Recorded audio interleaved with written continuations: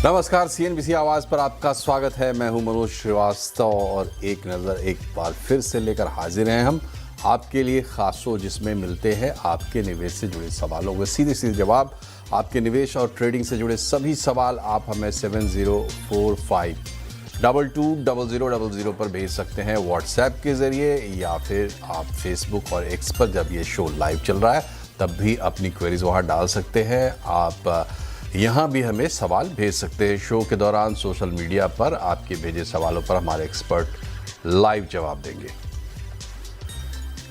और आज हमारे साथ हैं manasjaiswal.com के मानस जायसवाल साहब। मानस जी, बहुत बहुत स्वागत है आपका सीएनबीसी आवाज़ पर। नमस्कार मनोज जी। तो मानस जी, आप कार्यक्रम शुरू करें, व्यूअर्स की क्वेरीज ले। इससे पहले ज़रूरी है कि आज कारोबारी हफ्ते के पहले दिन बाज़ार में क्या रहा मंजर, ज़रा समझ लेते हैं। उतार चढ़ाव देखने को मिला है। 3 दिनों की तेज़ी पर आज ब्रेक भी लग गया। सेंसेक्स निफ्टी गिरावट के साथ बंद हुए हैं और Nifty bank mid cap index ऊपरी स्तर से फिसल कर बंद हुए हैं। बाकी क्या क्या हुआ आज बाज़ार में, बचा रही हैं कंचन नौटियाल। तो हफ्ते का पहला कारोबारी दिन अगर अर्ली ट्रेड की बात करी जाए तो डेफिनेटली रोबस्ट मोमेंटम हमें आज बाजार में देखने को मिला है। निफ्टी की बात कर लीजिए या फिर बात कर लीजिए निफ्टी बैंक की, तो यहाँ पे 52 हफ्ते के हाई को इसने क्रॉस कर लिया और एक नया अपना जो हाई है वो आज के सत्र में बनाया है। इसके अलावा मिड कैप और स्मॉल कैप में भी आज एक फ्लैट कारोबार देखने को मिला है। सेक्टर स्पेसिफिक बात करी जाए तो आईटी में हमें प्रेशर देखने को मिला है, ओएमसीज में प्रेशर देखने को मिला है बिकॉज ऑफ जो जियोपॉलिटिकल इस टाइम पे अनसर्टेनिटी चल रही है, उसका सीधा इंपैक्ट इन दोनों ही इंडाइसेस में आया है। स्टॉक स्पेसिफिक एक्शन की अगर आज के सत्र में बात करी जाए तो देखिए, निफ्टी में नेस्ले इंडिया में अच्छे गेन्स, बीईएल, आयशा मोटर्स और अल्ट्राटेक सीमेंट यहां पे अच्छा मोमेंटम। ऑल ओवर अगर हम बात करें सेक्टर में ही एक अच्छा दमखम जो है वो बनता हुआ आज के सत्र में दिखाई दिया है। लूजिंग पॉकेट की इस टाइम पे अगर बात करी जाए तो एचडीएफसी बैंक आज बाजार को काफी ज्यादा ड्रैग करता हुआ नजर आया है। विप्रो, इन्फोसिस और एचसीएल टेक, देखेंगे 3 मेजर नाम हमें आईटी कंपनी से ही आते हुए दिखाई दे रहे हैं। अब बात करते हैं कि मिड कैप का मोमेंटम कैसा रहा है। एसजेवीएन, वोल्टा, सोलार इंडस्ट्री और भारत डायनामिक्स, इनफैक्ट पूरे ही आज डिफेंस पैक में अच्छी खासी तेजी जो है आज के सत्र में देखी गई है। वही रीजन है भारत डायनामिक्स यहाँ पे शुमार है। लूजिंग पॉकेट एमएनएम फाइनेंशियल, यहाँ पे नंबर्स आए थे, Q3 के अपडेट्स आए हैं। अपडेट्स बाजार को पसंद नहीं आए। 2 numbers at the face of it हमें ठीक दिखाई दिए थे।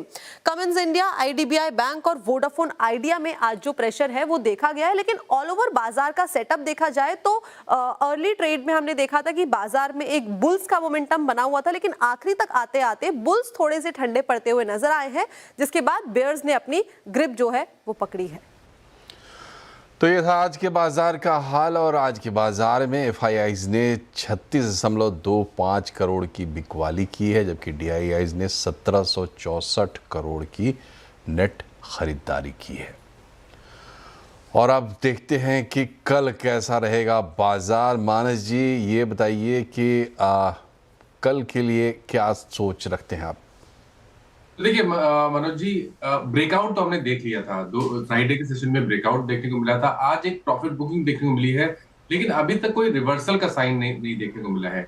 मेरा समझना ये है कि 26,200 से 26,100 इस रेंज में मल्टीपल सपोर्ट्स है निफ्टी पे, और जब तक 26,100 के ऊपर निफ्टी ट्रेड करता रहेगा तब तक अपनी लॉन्ग पोजीशन को होल्ड कर सकते हैं, इस उम्मीद में कि जब भी 26,300 के ऊपर निफ्टी सस्टेन करेगा तो टारगेट 26,700 के आसपास का होगा, क्योंकि जो टारगेट है ये ट्रायंगुलर फॉर्मेशन के ब्रेकआउट का आता है।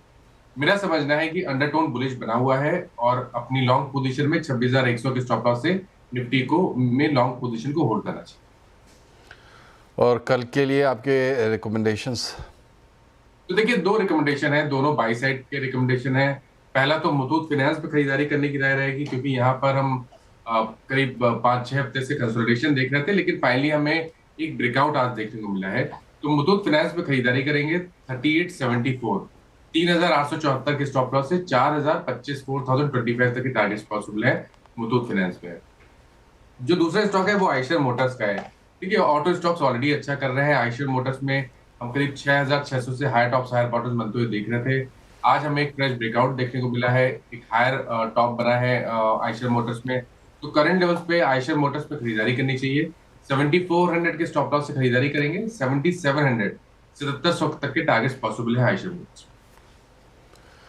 चलिए, तो कल के बाज़ार पर आपने देखी मानस जायसवाल की राय और साथ ही उनकी रिकमेंडेशंस आपने देखे, दोनों बाई साइड के हैं। और अब हम चलते हैं, हमारे सबसे पहले कॉलर योगेश मोदी जुड़ गए हैं बड़ोदरा से। योगेश जी, क्या सवाल है आपका?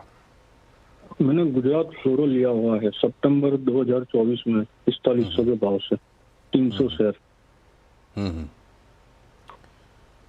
तो क्या नज़रिया है आपका? लॉन्ग टर्म का नज़रिया है, अभी आप क्या सलाह चाहते हैं इस पे? नहीं, मीडियम टर्म का नजरिया है और शेयर बढ़ेगा कि नहीं। ठीक है, मानस जी, गुजरात फ्लोरो। मैं एक मिनट इसके चार्ट निकाल लूं मैं। ओके, तो देखिए गुजरात फ्लोरो की जहां तक बात है, आज स्टॉक करेक्ट हुआ है, लेकिन इस करेक्शन में भी स्टॉक अपने 20 डे मूविंग एवरेज के नीचे फिसला नहीं है। मेरा समझना है कि 3570 से लेकर 3550 इस रेंज में काफी सारा सपोर्ट है गुजरात फ्लोरो में। तो पोजीशन को होल्ड करें, लेकिन स्टॉप लॉस जरूर से लगा के रखें 3550 के नीचे। अगर उसके नीचे जाए तो आपको अपनी लॉन्ग पोजीशन से निकलना पड़ेगा, क्योंकि अगर 3550 के लेवल्स ब्रेक होंगे तो करेक्शन में 3450 तक स्टॉक फिसल सकता है। जी, तो 3550 का रखिए ध्यान और बने रहिए इसमें। पढ़ते हैं, हमारे अगले कॉलर साहब हैं संतोष साठे साहब पुणे से। संतोष जी, पूछिए, आपका सवाल क्या है? Hello, happy new year sir. माने sir, happy new year. Happy new year sir. Sir हाँ सर, मेरे पास तानला प्लेटफॉर्म के 1200 शेयर है 550 से, और आइनॉक्स विंड के 5500 शेयर है 127 से। आइनॉक्स विंड, और आपने एक और कौन सा शेयर बताया? तानला प्लेटफॉर्म। ओके, मानस जी। Happy new year Santosh ji. तो देखिए टांडला की जहां तक बात है, देखिए टांडला में अगर आप देखें तो करीब पिछले 2 से 3 मंथ में lower top lower bottom charts पे क्लियरली बन रहे हैं। जितने इंपॉर्टेंट मूविंग एवरेजेस हैं उनके नीचे ट्रेड कर रहा है, और ये सेल ऑन रैलीज का स्टॉक बना हुआ है। जब तक 620 के नीचे ट्रेड करता रहेगा, ये सेल ऑन रैलीज का स्टॉक बना रहेगा। आई थिंक यहाँ पर कभी भी बाउंस बैक मिले और 560 580 की रेंज देखने को मिले, तो वहां पर लॉन्ग पोजीशन से निकलना ही सही रणनीति रहेगी। खरीदारी तो आपको 620 के ऊपर ही करनी है, तो अगर 620 के ऊपर निकले तो वापस आप लॉन्ग पोजीशन बना सकते हैं। लेकिन अभी के लिए क्योंकि ट्रेंड निगेटिव है, उछाल पे अपनी लॉन्ग पोजीशन से निकलने की कोशिश करनी है।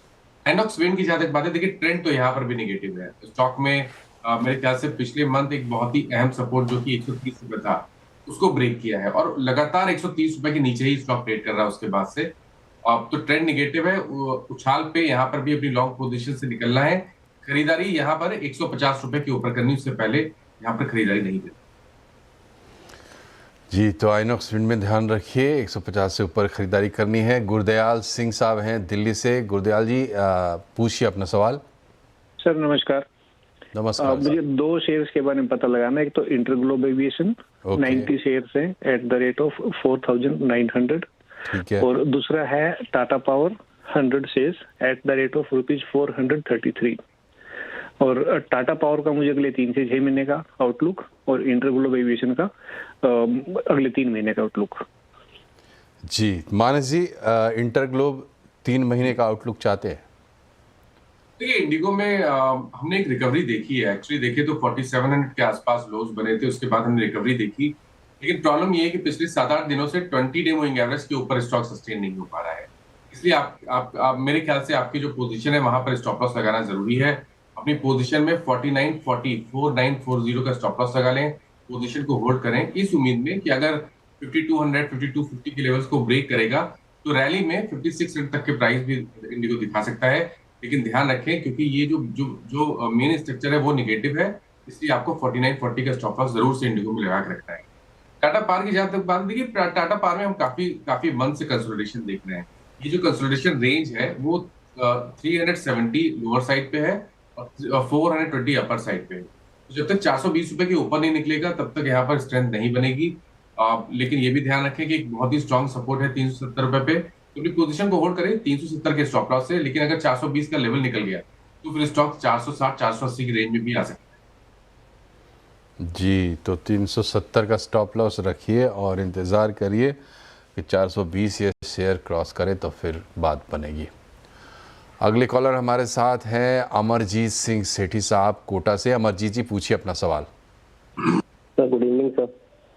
गुड इवनिंग, पूछिए सवाल। मेरे पास रिलायंस है जो from the last 20 years I've been implementing, including 3 bonuses. I have got 3,100 shares at the rate of 550. Just I want to know the next 3 years. I want to keep this, and I'm still accumulating the share in a SIP manner. So, what is the future prospects as the 50 years for Reliance is coming? So, and the demergers and all things are going to be unfolded. Regarding, so what is your advice? ठीक है मानस जी, देखिए ये बहुत सारे लोगों के मन में ये सवाल है और ये उन लोगों में से हैं जिन्होंने लंबे समय से इसका मज़ा उठाया, आप कह सकते हैं। अब अगले 3 साल की तस्वीर ज़रा साफ कर दीजिए इनके लिए। तो देखिए, जहां तक बात रिलायंस की है, जो लॉन्ग टर्म ट्रेंड है वो बहुत बुलिश बना हुआ है। आज स्टॉक ने अपने जो प्रीवियस हाइस थे 1608 के, उसको टेस्ट किया। वहां पर प्रॉफिट बुकिंग देखने को जरूर मिली है, लेकिन जब हम लॉन्ग टर्म चार्ट्स की बात करते हैं तो 2 मंथ पहले ही स्टॉक ने एक बहुत ही अहम रेजिस्टेंस जो कि 1550 था उसको ब्रेक किया। उस आधार पे अगर हमें एक टारगेट सेट करने हो तो वो 1800 रुपए के आसपास के आते हैं। मेरा समझना है कि 6 से 8 मंथ में स्टॉक में 1800 के लेवल्स को टच करने का पोटेंशियल है, तो अपनी पोजीशन को होल्ड करें, कभी गिरावट मिले तो खरीदारी भी करें, और आपको लॉन्ग टर्म के लिए स्टॉप लॉस 1500 रुपए के नीचे लगाना है। जी, तो लॉन्ग टर्म के लिए अभी भी होल्ड करने की सलाह है। और यहाँ पर आपको बता दें कि आप जो चैनल देख रहे हैं CNBC आवाज़, ये रिलायंस ग्रुप का हिस्सा है, इसकी ओनरशिप रिलायंस इंडस्ट्रीज़ के पास है, ये बताना आपको ज़रूरी था। और बढ़ते हैं हमारे अगले कॉलर की तरफ। हमारे साथ जुड़ गए हैं शारदा प्रसाद गुप्ता जी। शारदा जी, पूछिए अपना सवाल।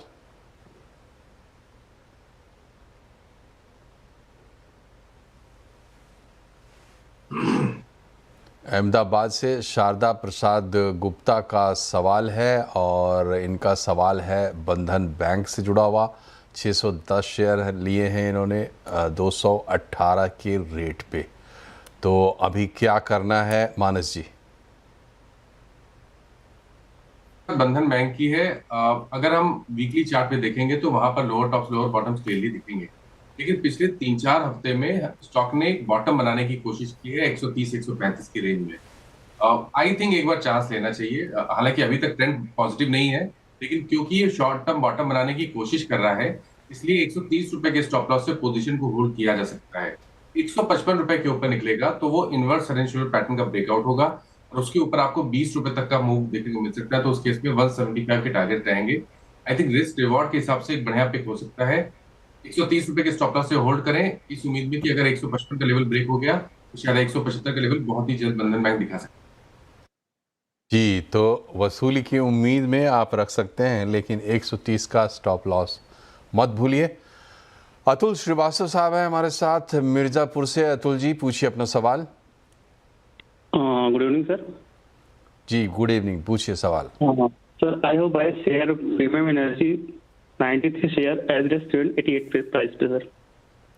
तो प्रीमियम एनर्जी 788 के प्राइस पे आपने लिया है? 93 शेयर। 93 शेयर्स। और नज़रिया क्या है आपका? Long term. Long term. Manas ji, premium energy 788 के भाव पे लिया है। देखिए, बहुत ज्यादा हिस्ट्री नहीं है चार्ट्स पे, तो बहुत लॉन्ग टर्म का व्यू देना मुश्किल है, लेकिन अगर हम ट्रेंड की बात करें तो ट्रेंड निगेटिव बना हुआ है। स्टॉक बहुत ही अहम सपोर्ट के आसपास ट्रेड कर रहा है। मेरे ख्याल से वो स्तर है 774 का। अगर आपके पास लॉन्ग पोजीशन है तो मेरा रिकमेंडेशन है कि 770 का स्टॉप लॉस जरूर से लगा लें, क्योंकि वीक स्ट्रक्चर है, तो अगर 770 का लेवल ब्रेक होगा तो उसके नीचे आपको 70-80 रुपए का डाउन साइड और देखने को मिल जाएगा। कभी भी कोई उछाल मिले, अगर 770 के लेवल ब्रेक ना हो और कोई उछाल मिले, तो मेरी राय में 900 रुपए के आसपास लॉन्ग पोजीशन से निकलना चाहिए और फ्रेश खरीदारी 1025 के ऊपर ही करनी चाहिए। देखिए, तो अगर आप 770 का स्टॉप लॉस रखते हैं और आप इंतज़ार करते हैं तो आगे आपको अच्छे रिटर्न मिलेंगे। फिर आपको निकल के और उसके ऊपर कहाँ आपको ख़रीदारी करनी है, ये भी आपको तो एक अच्छी खासी स्ट्रैटेजी मिल गई। बढ़ते आगे, संतोष वैद्य साहब हैं हैदराबाद से। संतोष जी, पूछिए अपना सवाल।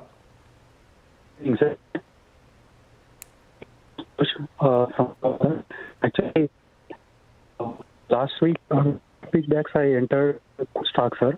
1760, sir, at the rate. And 700 quantity I have, sir.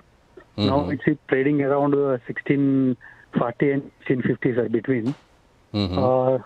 And today IT stocks are huge fall. Exit at 1650. तो you want to hold it for long term? चलिए, आवाज़ थोड़ी सी स्पष्ट नहीं रही, लेकिन मानस जी कोफोर्ज है इनके पास, 1000 शेयर ले रखा है 1760 के भाव पर, इन दिनों आईटी में चल रहा है, उसको लेकर भी थोड़ा सा कंसर्न इनके बात में समझ में आया। क्या सलाह रहेगी इनके लिए? देखिए, ये तो सही है कि कोफोर्ज ने डिसअपॉइंट किया है, क्योंकि अगर आप पिछले 2-3 मंथ पहले बात करते तो कोफोर्ज एक बहुत ही स्ट्रॉन्ग स्ट्रक्चर था, लेकिन वापस स्टॉक ने 2000 के आसपास पे रेजिस्टेंस फेस किया, जो कि मेरे ख्याल से पिछले करीब अगर आप 1 से 1.5 साल देखें तो तीसरी बार ऐसा हुआ है कि स्टॉक ने 2000 पे रेजिस्टेंस फेस किया है। अब गिरावट में 200 मूविंग एवरेज के नीचे फिसल गया, तो संकेत तो अच्छे नहीं है। आपके पास जो पोजीशन है वहां पर 1500 का स्टॉप लॉस लगा लीजिए, उससे पहले कोई उछाल मिले तो 1750 से 1800 की रेंज में एक बार लॉन्ग पोजीशन से निकलना चाहिए, क्योंकि अब जो रेजिस्टेंस बन गया है 2000 पे वो काफी स्ट्रॉन्ग रेजिस्टेंस है। तो जब तक 2000 का आंकड़ा ब्रेक नहीं होगा, कोई बड़े मूव की आप उम्मीद ना करें। 1500 रुपए के स्टॉप लॉस से पोजीशन को होल्ड करें, कभी कोई उछाल मिले तो वहां पर लॉन्ग पोजीशन से निकलने एक अच्छी स्ट्रेटजी रह सकती है। जी, तो संतोष जी, आपके लिए सुझाव यही है कि 1500 का स्टॉप लॉस रखें और आगे अगर आपको कोई उछाल मिलता है तो 1800 के आसपास आप एग्जिट भी ले सकते हैं। अगले कॉलर हमारे साथ हैं, स्वप्निल हैं मुंबई से। स्वप्निल, पूछिए अपना सवाल। मैंने एक्साइड यूनिवर्सिटी के लिए शेयर। हेलो जी जी, पूछिए। एक्साइड यूनिवर्सिटी की है, 50 शेयर है, 422 के भाव से। अभी 1 साल हो गया उसके लिए, अभी नीचे वैसे शेयर क्या करने का, अभी कितना टाइम लगेगा? और एरोस्पेस के भी है इंडस्ट्री, उसके दूसरा शेयर कौन सा बताया आपने? Aerospace industry. हाँ, इसके 500 शेयर है, उसके 43 के भाव से लिए है मैंने। हाँ, उसका भी 1 साल हो गया, 1.5 साल होने हो गया इसको। ठीक है मानस जी, क्या सलाह रहेगी इनके लिए? तो देखिए, पहले एक्साइड की बात करें तो एक्साइड में आई थिंक एक स्ट्रिक्ट स्टॉप लॉस लगा के रखिए 340 रुपए का। जब तक 340 के ऊपर ट्रेड करता रहे तब तक आप अपनी लॉन्ग पोजीशन में बने रह सकते हैं, क्योंकि कोई ट्रेंड नहीं दिख रहा है चार्ट में। यहाँ पर कंसोलिडेशन हो रहा है, 340 एक स्ट्रॉन्ग सपोर्ट है, उसके नीचे स्टॉप लॉस लगा के पोजीशन को होल्ड करें। ऊपर की तरफ 390 के लेवल को ब्रेक करेगा तो फिर 420-430 रुपए तक के प्राइस देखने को मिल सकते हैं एक्साइड इंडस्ट्रीज में। एरोफ्लेक्स में भी कंसोलिडेशन दिखना, और ये कंसोलिडेशन काफी लंबे समय से हो रहा है। मेरे ख्याल से पिछले करीब 6-8 मंथ में अगर आप देखेंगे तो स्टॉक ने 220-225 के आंकड़े को ब्रेक नहीं किया है, और नीचे की तरफ 170 के लेवल को ब्रेक नहीं किया। तो ये रेंज है, इस रेंज में ही जब तक ट्रेड करेगा तब तक आपको कोई डायरेक्शन नहीं मिलेगा। लेकिन अगर 220 रुपए के ऊपर निकला, 225 के लेवल को ब्रेक कर लिया, तो फिर आपको 250 तक की रैली देखने को मिल सकती है। मेरी राय में स्टॉप लॉस लगा लीजिए 170 रुपए का और पोजीशन को होल्ड कर लीजिए। चलिए, तो एरोफ्लेक्स में आप स्टॉप लॉस लगा लीजिए 170 का, और एक साइड को आप होल्ड कर सकते हैं। बढ़ते हैं आगे। हमारे साथ है नागेश हैं बेंगलोर से। नागेश, पूछिए अपना सवाल। सर, मेरा IEX शेयर ले लिया है 240 से 372 शेयर ले लो, एग्जिट करो क्या होल्ड करो? IEX का शेयर है 240 के रेट पे लिया है मानस जी। तो देखिए, ट्रेंड तो नेगेटिव है, इसमें कोई डाउट नहीं है, क्योंकि मेरे ख्याल से करीब 6 मंथ पहले हमने एक शार्प क्रैक देखा था स्टॉक में, 200 रुपए से 134 तक फिसल गया था। उसके बाद से हम कंसोलिडेशन देख रहे हैं। ये सही है कि पिछले करीब 5-6 मंथ में स्टॉक ने 130 के आंकड़े को ब्रेक नहीं किया है, तो उसके नीचे आपको स्टॉप लॉस लगाना है, पोजीशन को होल्ड करना है। लेकिन ये ध्यान रखिए कि यहाँ पर ट्रेंड नेगेटिव है, तो स्ट्रेंथ तभी मिलेगी जब स्टॉक 150 रुपए के ऊपर निकलेगा। वो लेवल ब्रेक हो गया तो शायद आपको 30-40 रुपए का मूव देखने को जरूर मिल जाएगा, बट मेरी राय में 130 रुपए का स्टॉप लॉस जरूर से लगा लें। चलिए, तो 130 रुपए का स्टॉप लॉस मत भूलिए और बने रहिए इसमें।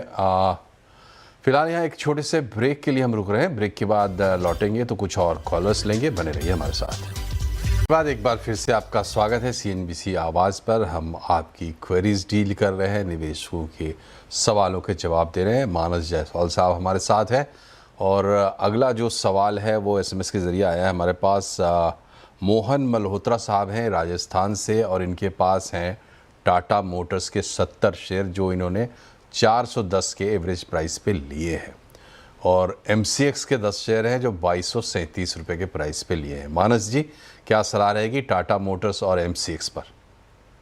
देखिए, अभी तक तो टाटा मोटर्स ने अंडर परफॉर्म किया था, लेकिन अब ऐसा लग रहा है कि शायद हमें एक मीनिंगफुल रिकवरी करंट लेवल से देखने को मिल सकती है। आई थिंक यहाँ पर पोजीशन को होल्ड किया जा सकता है।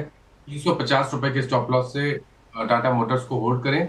सबसे पहले तो आपको 400 रुपए को ही टारगेट करना है, लेकिन अगर 400 रुपए के ऊपर निकल गया, उसके ऊपर सस्टेन किया स्टॉक ने, तो नेक्स्ट टारगेट 460 रुपए का भी हो सकता है। आई थिंक थोड़ा सा लंबा स्टॉक को समय दे और 350 के स्टॉप लॉस से पोजीशन को होल्ड करें। MCX में देखिए ट्रेंड तो पहले से ही पॉजिटिव बना हुआ है। ये जरूर है कि पिछले 3-4 दिनों में स्टॉक ने कुछ खास नहीं किया है, लेकिन जो अंडरटोन है वो काफी बुलिश बना हुआ है। जब तक 21 रुपए के ऊपर ट्रेड करता रहे, पोजीशन को होल्ड करें, तो 21 रुपए के स्टॉप लॉस से होल्ड करें। आई थिंक नेक्स्ट टारगेट अगर 2220 के ऊपर निकलेगा तो नेक्स्ट टारगेट 2420 रुपए के आसपास का हो सकता है। जी, तो टाटा मोटर्स और MCX दोनों पर है होल्ड करने की राय और अगर इसमें कुछ एक लेवल देखने को मिलता है आपको तो अच्छे रिटर्न की संभावना है। विकास है हमारे साथ। विकास का सवाल है SMS के ज़रिए मैसेज से आया है हमारे पास। पेरिस से हैं और सुजलॉन का शेयर 1000 शेयर ले रखा है 67 रुपये के रेट पे। विकास के लिए क्या सुझाव रहेगा मानस जी? देखिए, सुजलॉन लगातार 100 वीक मूविंग एवरेज पे सपोर्ट ले रहा है। पिछले करीब 4-5 हफ्ते से ये पैटर्न दिख रहा है, लेकिन स्ट्रेंथ आने के लिए 57 के लेवल को ब्रेक करना जरूरी है। अगर 57 के ऊपर निकला तो फिर आपको 65 रुपीज तक के प्राइस देखने को मिल सकते हैं। तो रिस्क रिवॉर्ड के हिसाब से मेरे ख्याल से पोजीशन को होल्ड किया जा सकता है। 50 रुपए का स्टॉप लॉस जरूर से लगा लें, क्योंकि अगर 50 का लेवल ब्रेक हो गया तो फिर नीचे की तरफ 45 रुपीज के प्राइस भी देखने को मिल सकता है। जी, तो 50 का स्टॉप लॉस रखिए और कंटिन्यू करिए तो आप काफ़ी हद तक अपनी भरपाई कर पाएंगे। और अंकुश चंद्रपुर से इनका सवाल है ग्रो को लेकर कि इनके पास 2000 शेयर्स हैं, 113 के रेट पे लिए थे ग्रो के। तो ग्रो के लिए मानस जायसवाल साहब क्या सलाह रहेगी? तो देखिए, बहुत ज्यादा हिस्ट्री नहीं है मनोज जी ग्रो की चार्ट पे, तो इस पे व्यू देना थोड़ा मुश्किल है मेरे लिए। आपको मैं लेवल्स कुछ बता देता हूँ जो शॉर्ट टर्म के हिसाब से इंपॉर्टेंट है। सबसे पहले एक 144 के लेवल को ध्यान रखिए। अगर 144 के नीचे जाएगा तो फिर वीकनेस बढ़ेगी, लेकिन ऊपर की तरफ अगर 165 रुपए के ऊपर निकला, उसके ऊपर सस्टेन करना शुरू करेगा तो 180 रुपए तक की रैली भी स्टॉक दिखा सकती है। जी, तो हिस्ट्री इसकी नहीं है इसलिए बहुत कुछ बताना मुश्किल है, लेकिन 2 रेंज बताए हैं, 144 का और 165 का। इन दोनों का ध्यान रखिए। मानस जी, बहुत बहुत शुक्रिया हमसे जुड़ने के लिए और हमारे दर्शकों की क्वेरी आंसर करने के लिए। लेकिन जाने से पहले कोई डिस्क्लोजर, कोई डिस्क्लेमर? तो देखिए, जिन स्टॉक्स के बारे में बात हुई, किसी भी स्टॉक में मेरा पर्सनल पोजीशन नहीं है, बट इनमें से कुछ स्टॉक ऐसे हैं जो हम लोग अपने क्लाइंट्स को टाइम रिकमेंड करते रहते हैं। तो उन स्टॉक्स में क्लाइंट्स के पास पोजीशन हो सकती है, लेकिन पर्सनल लेवल पे कोई भी पोजीशन इन स्टॉक्स में। बहुत बहुत शुक्रिया आपका मानस जी। तो आज फिलहाल इतना ही। देखते रहिए CNBC आवाज़। नमस्कार।